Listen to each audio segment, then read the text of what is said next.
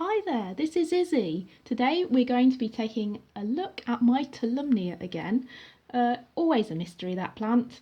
Give you a little update and take one of the viewer recommendations for how to look after it going forward. So my Tolumnia's really been in the wars this year. Gosh, it's lost all of its roots. It's only got one fan left, growing nice and large. But at the same time, it's managed to flower. So it's a real mystery how this plant is doing so well, I don't know. But it's been in this spag and bag like culture for some months now. And we've got sphagnum moss in the bottom with a little layer of bark to stop this Tolumnia directly touching the sphagnum moss. And I can reveal the very, very exciting news.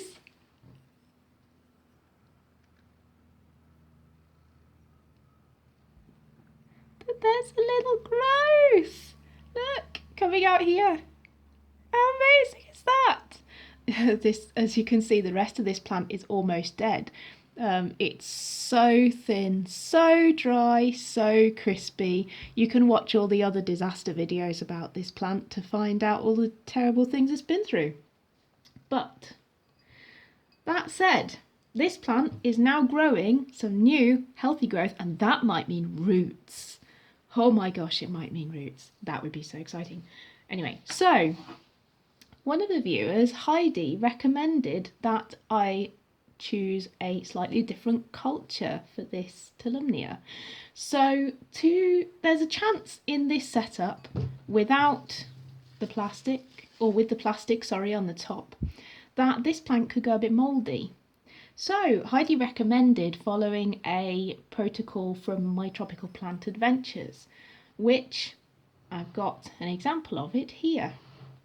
It took me a little while to follow this advice because it took me a little while to get a plastic bottle because we don't use a lot in this house.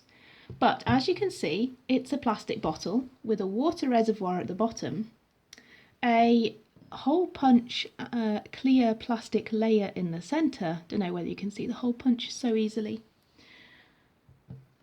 And it's a split bottle, so I've cut around the centre so that I can lift the top off.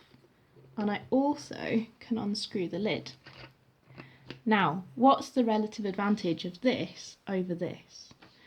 With this setup, I can slowly increase the air circulation around my orchid over time. So I can start by removing that cap, and I can start to lift off the separated top part here over time to acclimatise this plant to the outside air.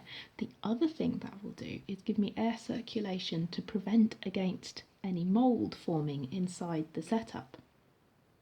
So, following the recommendation, I'm going to put this plant into here now that it's developing its first tiny little shoot down the bottom.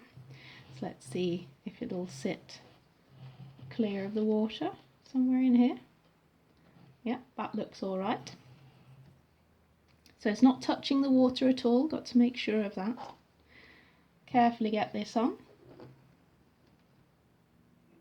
and still add the lid for extra humidity. Now, over time, I'm going to start removing the lid from here and removing the top part. Hopefully this little Tolumnia is finally going to grow mould free with some roots. Wouldn't we all like to see that? Well, thanks ever so much for watching. I bring out new videos each week, so if you want to hear more about this little Tolumnia, or you want to hear more about any of my orchids, please subscribe to the channel.